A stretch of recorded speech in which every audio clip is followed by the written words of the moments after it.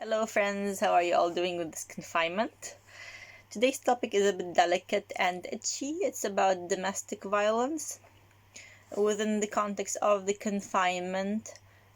And from my personal experience, I thought it's very important to cover this topic because contrary to what most of people think, it's a very widespread, sadly, problem which is in the context of my society, in the context of the Lebanese society particularly, is very banalized and very generalized and left behind the scenes. It's kind of part of a norm within a family to be subject to domestic violence at some point of your life. It can be very repetitive, and I should precise that domestic violence can be verbal, so with words, verbal abuse, it is a violence. Physical abuse, and this is when it gets dangerous, particularly dangerous. So it's very important to unveil this topic and to share it among people and to educate actually our boys, because sadly for the moment most of the violence are committed towards women. This is a fact, and the problem with that is not going to end up tomorrow. It's our responsibility to educate our new generation of boys to be respectful towards their women, not to be animals. This is the difference between a man and an animal, or a normal man and a mentally sick man. So when are we talking about domestic violence? When you get beaten verbally or physically. Now, sadly, there's a huge misconception and very widespread expressions in French as qui aime bien châtie bien. In Arabic, it's darb al-habib zbib. In Lebanese, in English, spare the rod and spoil the child. Well, this is complete nonsense, I think. This is completely against the logic of a human being. This is just about someone who has no compassion, simply empathy. Absence of empathy is a sign of psychopathy.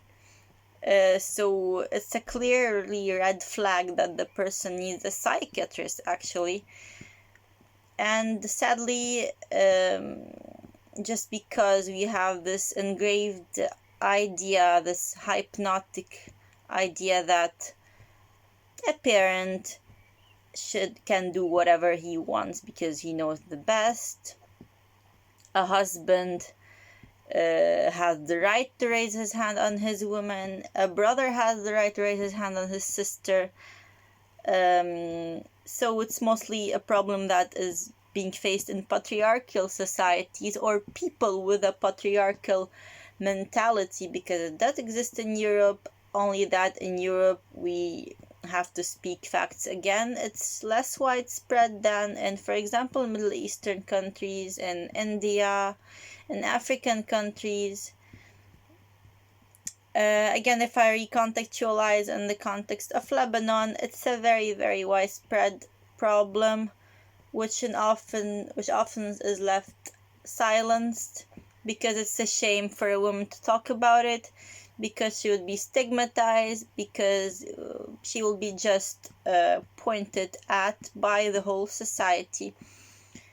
So there's also this fear of saying that you did wrong, because sadly the law in Lebanon is not equipped well enough to let's say support the woman in these cases. In most cases the woman is pressured to either just shut up, bluntly if we have to say this word, or to withdraw her complaint simply. So there's lots of social pressure and mental pressure held on the victim in most cases. I'm not even speaking about the children, because it's a part of a norm, as I said, especially if your parents are the ones who support your education financially. some parents think that they have the full right, as they say, to, as I've heard lots of times, to bury you. So they brought you so they can bury you, basically. It's sad, but it still exists. I really count on our generation and on the future generations to again speak about this, to tackle this, to face this, because it's easy to speak about it, but it's even hard, it's very, very hard to actually make changes happen.